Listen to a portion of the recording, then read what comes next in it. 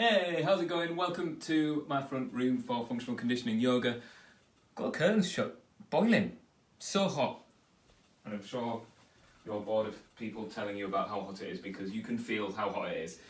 That's maybe how I feel about it anyway. Okay, so we are here to do some smart mobility to help you understand how to use your joints, your muscles a little bit better.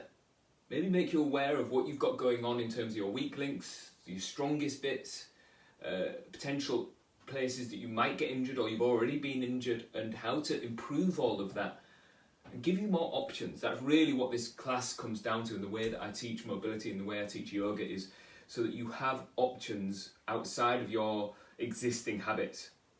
And it's never to demonize the way that you move already, because the way you move is the way you move, but I want you to be able to share the insult of life and strengths and weaknesses into lots of different pots.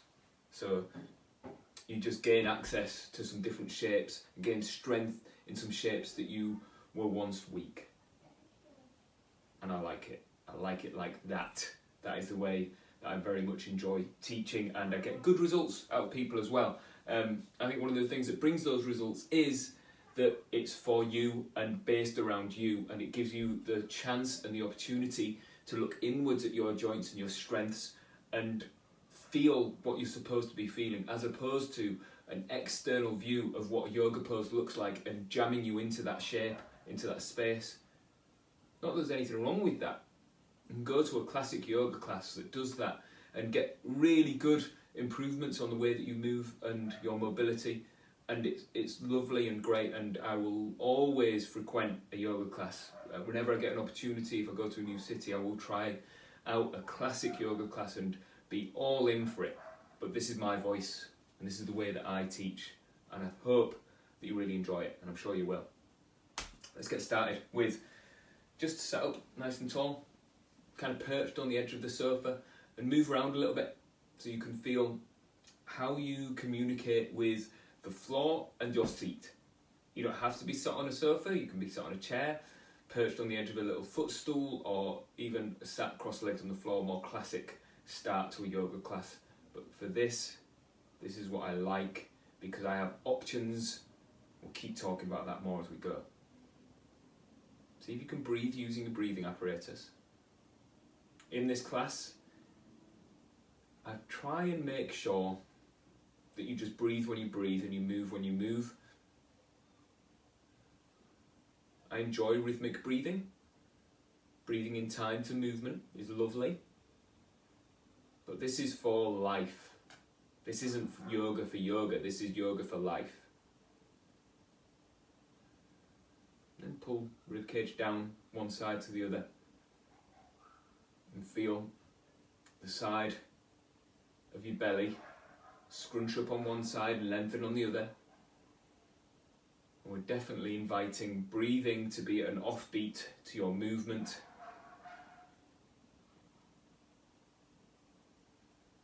That's it.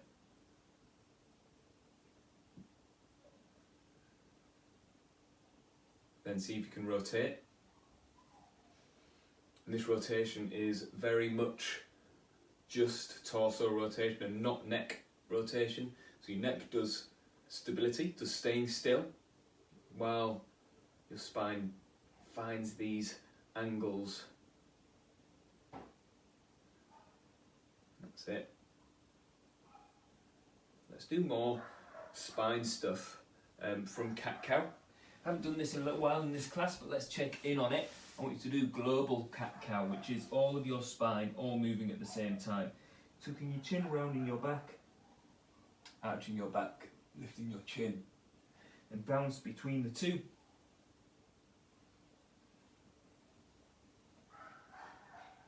And feel every millimetre of movement.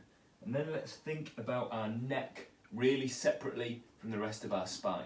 I want you to round your back as much as you can, so you're jammed up into end range. Tuck your chin, keep rounded back, lift your head. Tuck your chin, lift your head. Tuck your chin, lift your head. And think about your spine being able to keep still, keep strong here, and then you arch your back So your tailbone lifts, still pushing your chest away from the floor. You're peeling up, trying to lift your chin, lift your coccyx, and then tuck your chin, keeping your coccyx tilted up. And you might find this extra little stretch that probably travels quite far down your back, maybe even as low as your lower trapezius, as you tuck chin, lift, tuck chin, lift. Okay. And we can also find this same segmentation of the spine from our lower back. So if you round your back again, tuck your chin, this time we're only going to move lumbar spine, just lower back goes into extension and into flexion, extension and into flexion. Keep finding this.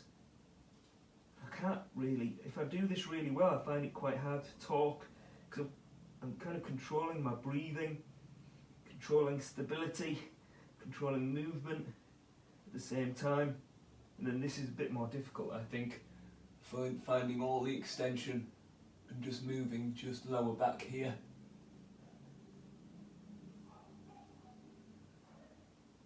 Your pelvis is tilting here separately from upper back.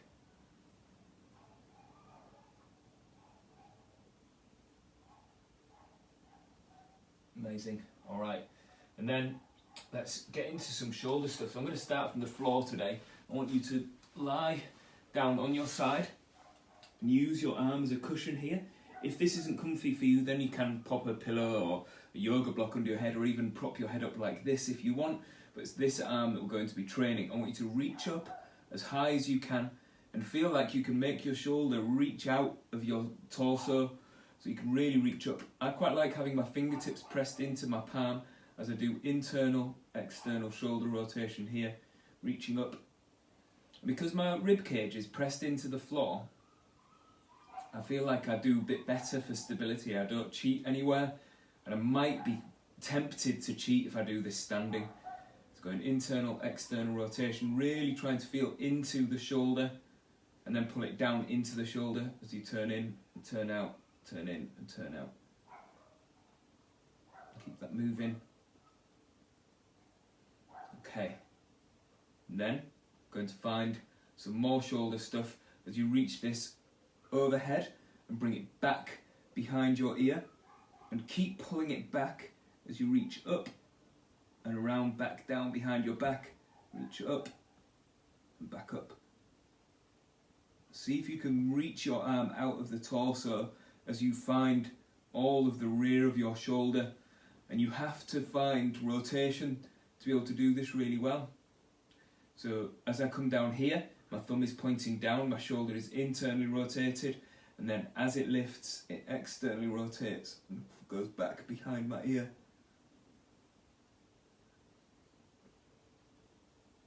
You might get a few clicks, a few little bits of it passing over stuff. You're looking for that feeling, you're looking for changes, you're looking for adaptation. So if it is just you swinging your arm up and down like this, I'm not really doing anything, I'm catching either side really, it's momentum. I'm trying to find my arm going away from the camera the whole way up and around and the whole way down and back.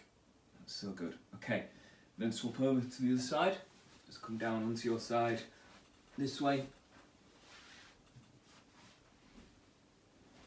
So using either your bicep as a pillow or propping your head up onto your hand like this, and reach your arm out. Got internal, external rotation. And look at your arm doing the rotation, so it's not just your wrist and your hand doing it, it is right in the shoulder.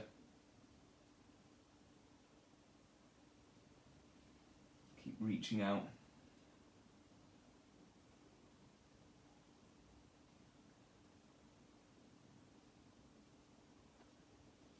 That's cool, it feels kind of nice for me. And then pull it into the shoulder socket, so I'm almost pulling my shoulder blade down towards the floor and feeling the difference. That's it. And then reach that arm up over behind your head, pull it back up and down, up and back.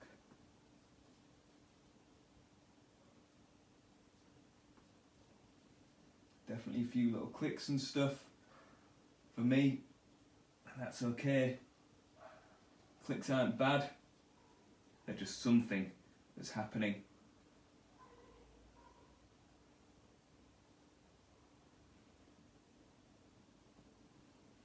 Nice.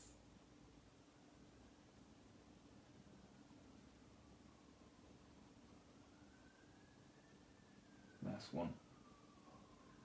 Yes. There we go. Okay. Oh, before we do any more stretchy stuff and moving into our hips, I want you to feel similar stuff going on in the hip socket. So if you stand with your leg pressed against the sofa, so you've got something to rely on, you can even have your hand there for balance, but for most people don't need it once they've got the leg against the sofa. You turn your knee in, turn your knee out, turn your knee in, turn your knee out. With your hand just feeling the outside of your hip and track what that does. As you turn it in, turn it out, turn it in, turn it out. Try and think about how you are making internal, external rotation happen. Your pelvis and your bum stays really still. If you're not sure about this, actually, you could even almost sit on the arm of your sofa and feel like the weight doesn't shift on your bum cheeks. Whatever you've got your bum up against, you can do it against the wall as well, and it's just internal, external rotation here. And then swap legs, we can check in with that again. Think about, we've just done this lying down. Don't like it there so much. We've just done this lying down, haven't we? We were just feeling internal, external shoulder rotation. My shoulders feel pretty good for doing that as well, actually. My hips always feel better for checking in with this skill. Now I'm going to play around with how that feels when we get into the stretchy stuff. So if we go one foot up on the sofa and do a little hop in with the standing leg on the floor. So you've got your leg up against the side of the sofa. I want you to use the arm of the chair and relax your ankle, relax your knee, and sit up really tall so you've got this arch in your lower back, and then we're keeping the arch in the lower back as you tip forwards until you only just feel the stretch in your hamstrings, and then see if you can turn them in, turn them out. So your knee turns in and turns out, and it's coming from the hip, and feel what happens in your hamstring as you do this. Okay, I'm being really square on as well, so my pelvis is pointing this way, and it is different if I swivel this standing foot to point towards you. This leg is now out to the side. So different.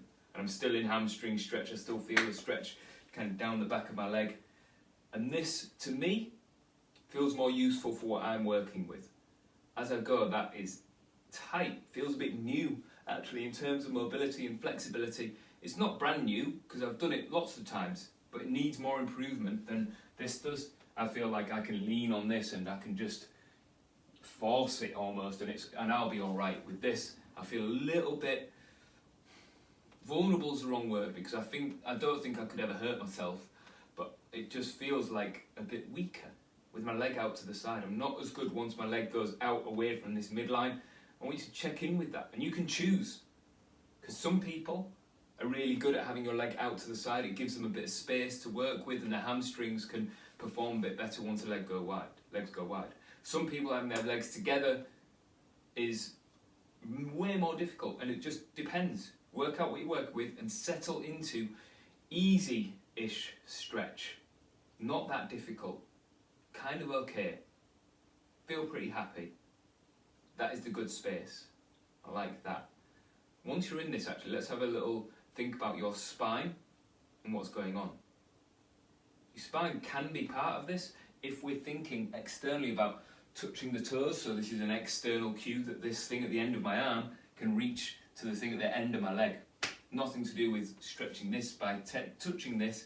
However, folding in half maybe makes this stretch more, but that is a cue that is totally external. I want you to just feel the stretch and keep it the same as you sit up as tall as you can, and think about how you feel like you're pulling on this hamstring, and then crunch over and then lift yourself back up. A little bit like we did with the neck work at the beginning of the class. you're keeping the stability one place and keeping it the same as you move somewhere just a bit further up the chain. So our spine is just a bit further up the chain than the hamstrings and their relationship with the pelvis. The pelvis is staying the same, but my spine is moving, and it's not having too much of an effect on this feeling of stretching, but I'm also teaching my spine how to move here while this is doing stretchy stuff. And then I want you to start driving your heel down into the arm of the chair. So you drive down and push a bit harder, and ramp up tension and push a bit harder, and see how strong you can make this feel. And then as you're pushing, try and find more stretch, like more pulling feeling, so the hamstring feels like it's lengthening. Keep driving heel down, and then sit up tall. This is the difficult bit now. I want you to drop your foot off the side here and hold your leg up as high as you can without leaning back to lift it up. So just holding up, holding up, holding up. Nice. Drop this down, then swap legs. So coming over to the other side of the sofa. Just remember, standing with your leg right up against it, because it will really help your balance. Bring your foot up onto here, relax your ankle a little bit, little bend in this knee, and feel what it feels like to be straight on. And you might come back to this, and then feel what it feels like to bring this, swivel this standing leg so it points out, so the leg that you're stretching is going out to the side of your body, and still feel it. Yeah, I'm the same on this side. I need this. For me, you might need this. For you, I need this. Because I think I've got the way facing that way. It can still be improved. I can still work on it sometimes, and I certainly do. But right now, I think this is the most useful for me. And that is the lesson. That is this class summed up really, that you work it out for yourself. What we can improve on. And it's not based on a yoga pose. Although this is still yoga, it still is a yoga class, it's just a little bit different. That's it. Keep living in this stretch. Trying to pull bottom of your bum cheek back away from your knee pit.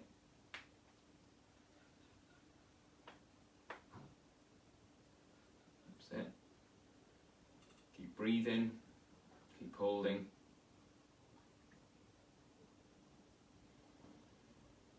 Okay, start driving your heel down,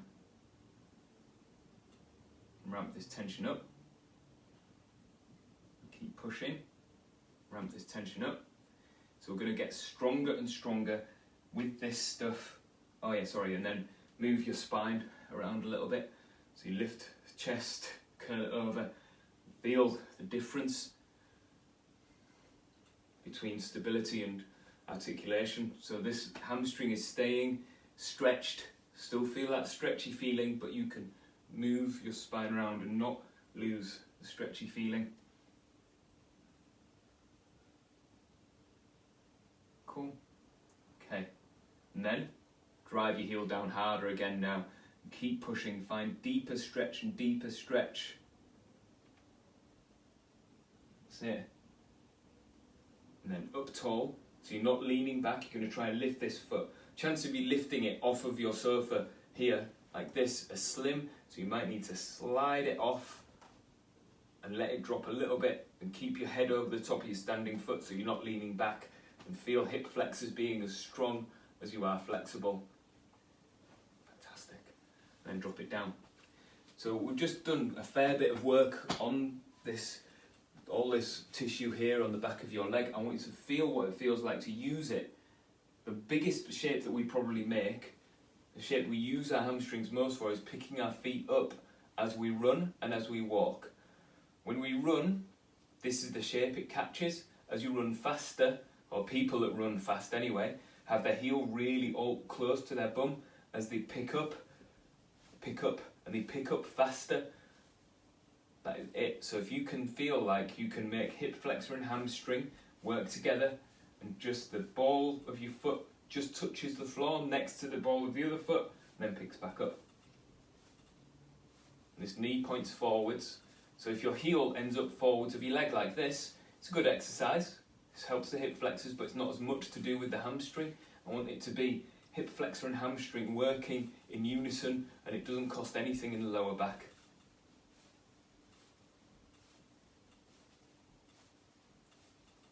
Fantastic. Okay, and coming over to the other side, let's see.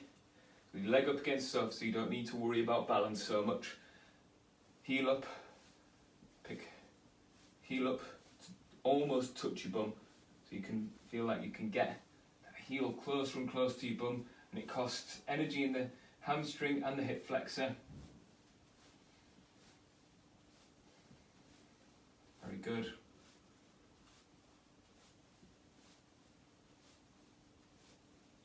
It's cool. Okay. Fantastic. All right, let's get into some more stretchy stuff. So let's look at our thigh. I'm going to use this so I can be sideways onto you. You can use your sofa, so you'd be facing me with your foot back on the sofa. Put your cushion down. With your foot in front of the cushion, put your foot back onto the sofa. I'm using my little footstool thing.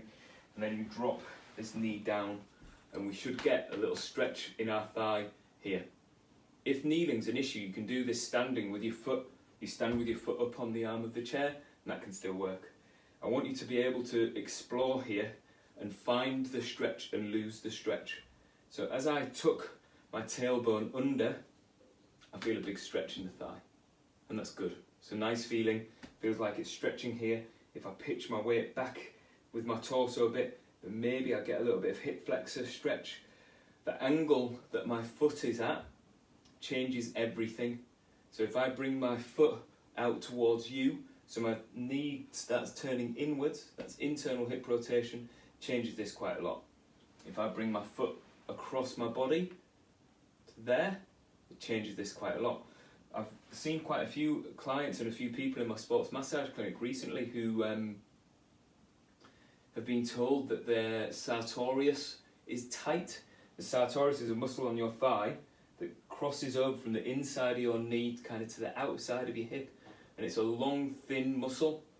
And to stretch that, you would need to find that the hip rotation that makes it by on, and external hip rotation is normally the one, so your heel comes behind your opposite bum cheek. But otherwise, we're just living in this stretch of the thigh with your tailbone tucked under to keep it on, and you can lose it by arching your lower back. So as soon as your tailbone goes backwards, I've lost that stretch, and then I tuck tailbone under to re-find it again. Okay. Living in this now, start driving your foot down into the footstool and ramp tension up. Push harder and keep pushing. Keep pushing. So you're making tension in the muscle that's being stretched, and maybe let's play around now with this tension. Can you lift the rib cage and bring rib cage down? Lift the rib cage, bring rib cage down. If you can keep your head still, you are winning at this. So you can feel like the muscles in your belly lengthen, shorten, lengthen and shorten.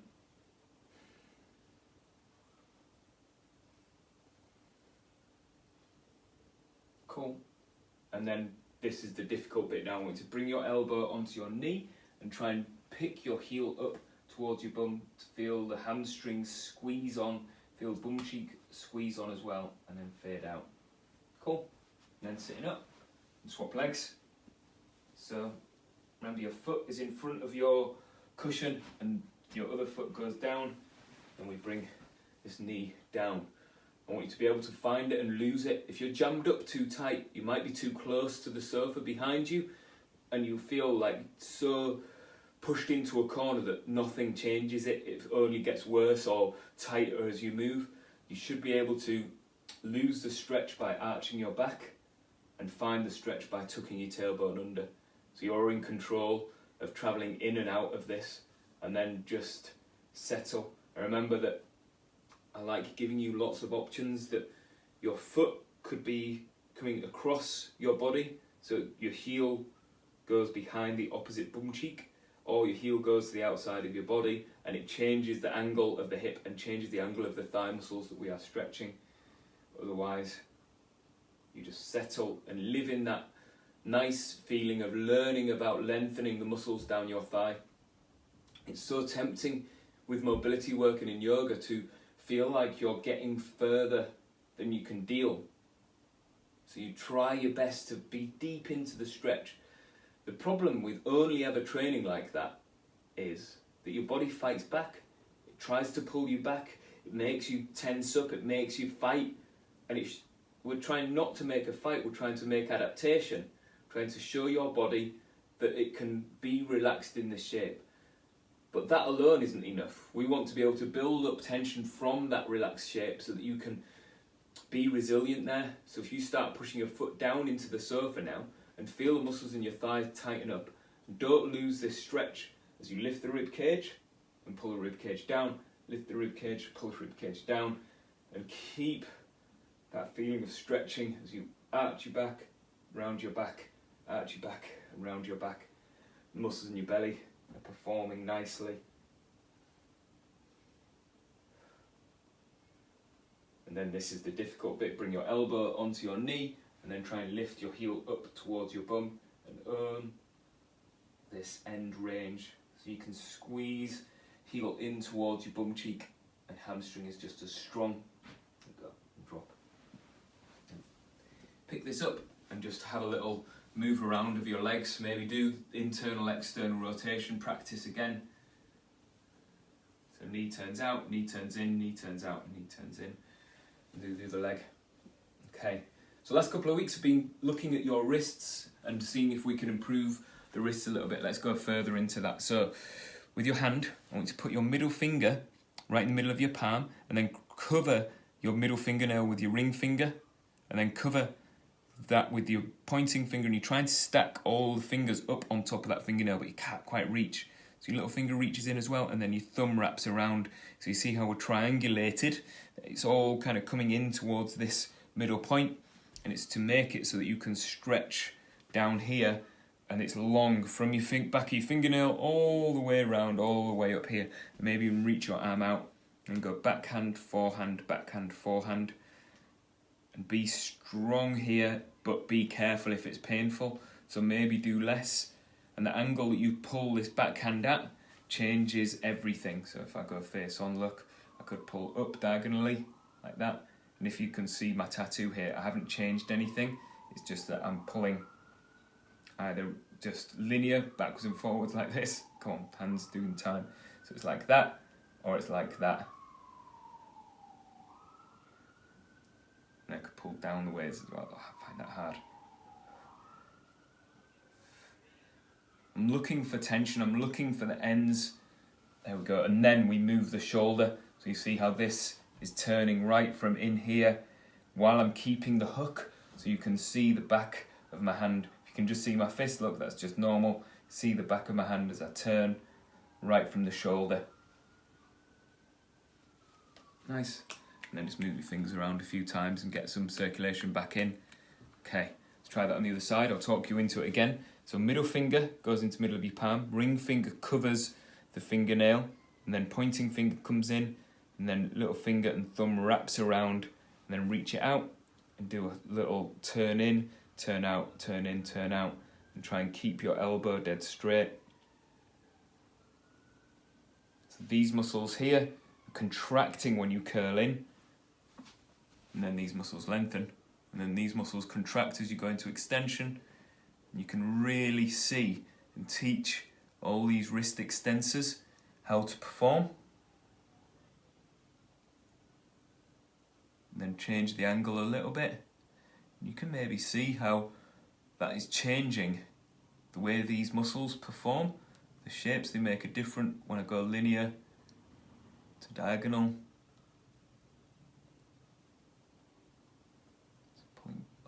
Tough. Maybe even circular look.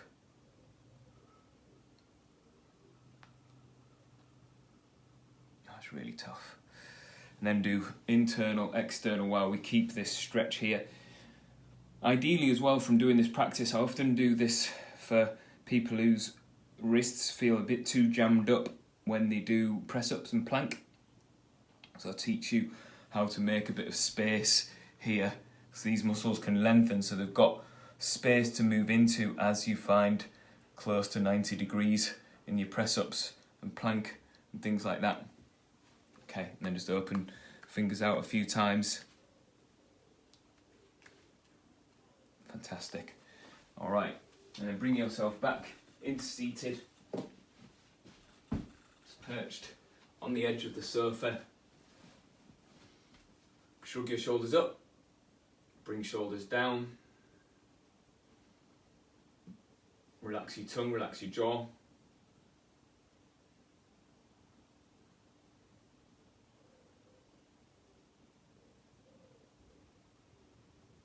See if you can expand the rib cage as you breathe in. Draw the rib cage in as you breathe out.